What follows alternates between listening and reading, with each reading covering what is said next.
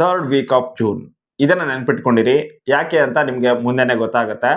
ಇನ್ನು ನೇರವಾಗಿ ವಿಷಯಕ್ಕೆ ಬರೋದಾದ್ರೆ big boss Kannada season 13. So ಇದು ಬರೋಕ್ಕಿಂತ ಮೊದಲು ಕಾಮನ್ ಪೀಪಲ್ ನ ಸೆಲೆಕ್ಷನ್ ಆಗತ್ತೆ ಅನ್ನೋದ್ರ ಬಗ್ಗೆ ಇವಾಗ ಚರ್ಚೆ ಅಂತೂ ತುಂಬಾನೇ ಜೋರಾಗಿ ಆಗ್ತಾ ಇದೆ. ಹಾಗೇನೆ ಕಾಮನ್ ಪೀಪಲ್ ನ ಸೆಲೆಕ್ಷನ್ ಆಗ್ಬೇಕು ಅಂತ ಹೇಳಿದ್ರೆ ಒಂದು ಸೆಲೆಕ್ಷನ್ ಪ್ರೊಸೆಸ್ ಕೂಡ ಇರಬೇಕಲ್ವಾ. ಸೊ ಅದ್ರ ಬಗ್ಗೆ ನಾನು ಆಲ್ರೆಡಿ ಎಕ್ಸ್ಪ್ಲೈನ್ ಮಾಡಿ ಒಂದು ವಿಡಿಯೋನ ಮಾಡಿದ್ದೀನಿ. ಈ ರೀತಿಯಾಗಿ ಬರೋ ಸಾಧ್ಯತೆ ಇದೆ ಅಂತ ಹೇಳಿ. ಯಾಕಂತಂದ್ರೆ ತೆಲುಗಿನಲ್ಲಿ ಸೇಮ್ ಪ್ರೊಸೆಸ್ ಸ್ವಲ್ಪ ಅದೇ ರೀತಿನಲ್ಲಿ ಇತ್ತು. ಸ್ವಲ್ಪ ಹೆಚ್ಚು ಕಡಿಮೆ ಅದೇ ರೀತಿನಲ್ಲಿ ಬರುತ್ತೆ ಕನ್ನಡದಲ್ಲೂ ಕೂಡ. ಹಾಗೇನೆ ಹೆಸರು ಕೂಡ ಅಗ್ನಿ ಪರೀಕ್ಷೆ ಅನ್ನೋ ರೀತಿನಲ್ಲೇನೆ ಇರೋ ಚಾನ್ಸಸ್ ತುಂಬಾನೇ ಹೈ ಇದೆ. ಅದೇನೆ ಇರಬಹುದು. ನನ್ನ ಪ್ರಕಾರ ಅದೇನೆ ಇರುತ್ತೆ. ಹಾಗೇನೆ ಇನ್ನು ಸ್ವಲ್ಪ ದಿನದಲ್ಲೇನೆ ಮತ್ತೊಂದು ಪ್ರೋಮೋ ಬರುತ್ತೆ. ಹಾಗೇನೆ ಅದರಲ್ಲಿ ಕಾಮನ್ ಪೀಪಲ್ ಅನ್ನ ಸೆಲೆಕ್ಷನ್ ಮಾಡೋದಕ್ಕೋಸ್ಕರ ಈ ಒಂದು ಕಾರ್ಯಕ್ರಮ ಅಥವಾ ಈ ಒಂದು ಅದಕ್ಕೂ ಮೊದಲಿನ ಪ್ರೋಗ್ರಾಮ್ ಏನ್ ಮಾಡ್ತಾ ಇದಾರೆ ಅದ್ರ ಬಗ್ಗೆ ಸ್ವಲ್ಪ ಇಂಟ್ರೊಡಕ್ಷನ್ ಇರುತ್ತೆ. ಸೊ ಅದರಲ್ಲಿ ಕಿಚ್ಚ ಸುದೀಪ್ ಅವರನ್ನೇ ಇರ್ತಾರ ಅಥವಾ ಆ ಒಂದು ಶೋನ ಆಂಕರ್ ಯಾರು ಇರ್ತಾರೋ ಅವ್ರು ಬರ್ತಾರ, ಅದನ್ನ ಕಾದು ನೋಡ್ಬೇಕು. ಅದ್ರ ಬಗ್ಗೆ ಯಾವುದೇ ರೀತಿಯಾಗಿ ಕನ್ಫರ್ಮೇಶನ್ ಇಲ್ಲ, ರೂಮರ್ಸ್ ಕೂಡ ಇಲ್ಲ. ನನ್ನ ಒಂದು ಎಕ್ಸ್ಪೆಕ್ಟೇಷನ್ ಅಥವಾ ನನ್ನ ಒಂದು ಗೆಸ್ ಅಂತ ನೀವು ತಗೊಳ್ಳೋದಾದ್ರೆ ನನ್ನ ಪ್ರಕಾರ ಅಲ್ಲಿ ಕಿಚ್ಚ ಸುದೀಪ್ ಅವರನ್ನ ತೋರಿಸಬಹುದು, ಬಟ್ ಹೈಲೈಟ್ ಮಾಡೋ ಚಾನ್ಸಸ್ ಕಮ್ಮಿ ಇದೆ. ಮೋಸ್ಟ್ಲಿ ಆಂಕರ್ ಬರ್ತಾರೆ ಅಥವಾ ಬಿಗ್ ಬಾಸ್ ನ ಓಲ್ಡ್ ಸ್ಪರ್ಧಿಗಳು ಬರ್ತಾರೆ. ಕಾಮನ್ ಪೀಪಲ್ ಅನ್ನ ಇನ್ವೈಟ್ ಮಾಡೋ ರೀತಿನಲ್ಲಿ ಬನ್ನಿ, ಜಾಯ್ನ್ ಆಗಿ, ನೀವು ಕೂಡ ಬಿಗ್ ಬಾಸ್ ಬನ್ನಿ ಅನ್ನೋ ರೀತಿನಲ್ಲಿ ಹೇಳೋ ರೀತಿನಲ್ಲಿ ಒಂದು ಟೀಸರ್ ಅಥವಾ ಪ್ರೋಮೋನ ಮಾಡ್ತಾರೆ. ಯಾಕೆಂತ ಹೇಳಿದ್ರೆ ಇವಾಗ ಕಿಚ್ಚ ಸುದೀಪ್ ಅವ್ರು ಬರೋದು ಬಿಗ್ ಬಾಸ್ಗೆನೆ. ಸೊ ಬಿಗ್ ಬಾಸ್ಗೆ ಡೆಡಿಕೇಟೆಡ್ ಆಗಿದ್ದಾರೆ ಅವರು. ಸೊ ಬಿಗ್ ಬಾಸ್ ಅಲ್ಲಂತೂ ಕಿಚ್ಚ ಸುದೀಪ್ ಅವರು ಇದ್ದೇ ಇರ್ತಾರೆ. ಬಟ್ ಅದಕ್ಕೂ ಮೊದಲು ಬರುವಂತಹ ಶೋದಲ್ಲಿ ಕಿಚ್ಚ ಸುದೀಪ್ ಅವರನ್ನ ಕರ್ಕೊಂಡು ಬರ್ತಾರ ಡೌಟ್ ಇದೆ.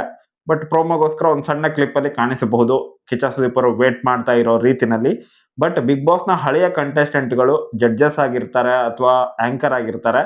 ಸೊ ಅವರು ಈ ಒಂದು ಪ್ರೋಮೋದಲ್ಲಿ ಕಾಣಿಸಿಕೊಂಡು, ಯಾಕೋ ಸತ್ಯ ಅಂತ ಹೇಳ್ತಾ ಇದೆ, ಒಂದು ಮೆಸೇಜ್ ಬೇರೆ ಬರ್ತಾ ಇದೆ, ಮೋಸ್ಟ್ಲಿ ಹಿಂಗೆ ಆಗ್ಬೋದೇನೋ.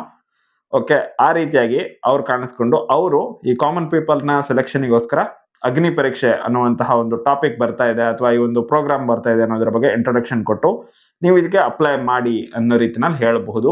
ಆಬ್ವಿಯಸ್ಲಿ ಅಪ್ಲೈ ಮಾಡೋದೇನಿದೆ ಅದು ಜಿಯೋ ಹಾಟ್‌ಸ್ಟಾರ್ ನ ಮೂಲಕನೇ ಇರುತ್ತೆ.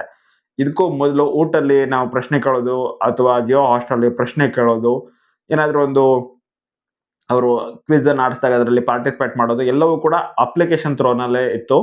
ಸೊ ಇಲ್ಲೂ ಕೂಡ ಸೇಮ್ ಅಪ್ಲಿಕೇಶನ್ ನ ಮೂಲಕನೇ ನಾವು ಅರ್ಜಿನ ಹಾಕೋ ರೀತಿನಲ್ಲಿ ಇರಬಹುದು. ಮತ್ತೆ ಅದು ಆದಷ್ಟು ಬೇಗ ಬರುತ್ತೆ. ಇವಾಗ ಈ ವಾರ ಶನಿವಾರ ಇವಾಗ. ಸೊ ನಾಳೆ ರವಿವಾರ ಮುಗೀತು. ನೆಕ್ಸ್ಟ್ ವಾರ ಅಂದ್ರೆ second week, June second week ಅಲ್ಲಿ ಇನ್ನೊಂದು ಪ್ರೋಮೋ ಬರುತ್ತೆ. ಆ ಪ್ರೋಮೋ ಅಗ್ನಿ ಪರೀಕ್ಷೆಯ ಬಗ್ಗೆ ಆಗಿರುತ್ತೆ.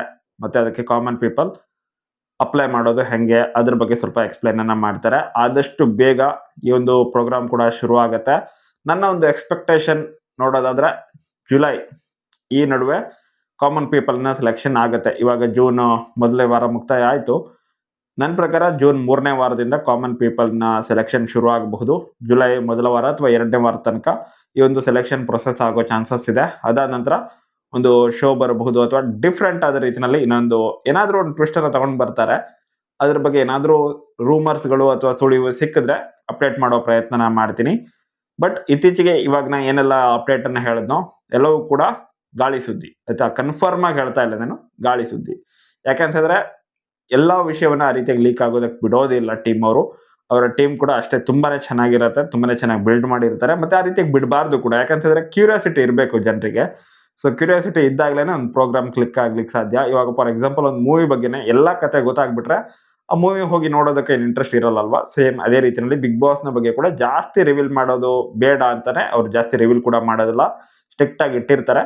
ಒಳ್ಳೇದು ಕೂಡ ನನ್ನ ಪ್ರಕಾರ. ಶೋ ಇಂಟ್ರೆಸ್ಟಿಂಗ್ ಆಗಿ ಬರಲಿ, ತುಂಬಾನೇ ಚೆನ್ನಾಗಿರ್ಲಿ. ಕಾಮನ್ ಪೀಪಲ್ ನ ಸೆಲೆಕ್ಷನ್ ಅಲ್ಲೂ ಕೂಡ ಯಾವುದೇ ರೀತಿಯಾಗಿ ಮೋಸ ಆಗದೆ ಇರಲಿ, ಚೆನ್ನಾಗಿ ಹೋಗ್ಲಿ ಶೋ ಅಂತ ನಾನಂತೂ ವಿಶ್ ಮಾಡ್ತೀನಿ. ನಾನಂತೂ ಸಖತ್ ಎಕ್ಸೈಟೆಡ್ ಆಗಿ ವೇಟ್ ಮಾಡ್ತಾ ಇದ್ದೀನಿ ಸೆಕೆಂಡ್ ಪ್ರೋಮೋಗೋಸ್ಕರ. ಮತ್ತೆ ಕಾಮನ್ ಪೀಪಲ್ ನ ಸೆಲೆಕ್ಷನ್ ಅಲ್ಲಿ ಯಾರೆಲ್ಲ ಬರ್ತಾರೆ ಅದನ್ನ ನೋಡೋದಕ್ಕೋಸ್ಕರ.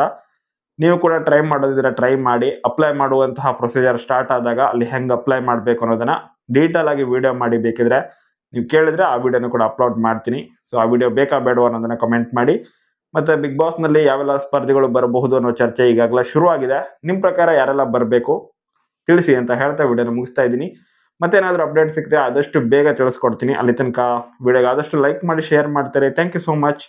ತುಂಬಾ ಜನ ಇವಾಗ ರೆಸ್ಪಾನ್ಸ್ ಮಾಡ್ತಾ ಇದ್ದೀರಾ, ಕಮೆಂಟ್ ಕೂಡ ಮಾಡ್ತಾ ಇದ್ದೀರಾ. ಎಲ್ರಿಗೂ ಕೂಡ ಥ್ಯಾಂಕ್ ಯು. ಯಾರೆಲ್ಲ ಲೈಕ್ ಮಾಡ್ತಾ ಇದ್ದೀರೋ ಅವರಿಗೂ ಕೂಡ ಥ್ಯಾಂಕ್ ಯು. ಸಬ್ಸ್ಕ್ರೈಬ್ ಮಾಡ್ಕೊಂಡವರಿಗೆ ಡಬಲ್ ಥ್ಯಾಂಕ್ ಯು ಅಂತ ಹೇಳ್ತಾ ವಿಡಿಯೋನ ಮುಗಿಸ್ತಾ ಇದ್ದೀನಿ. Thank you so much for watching. Bye.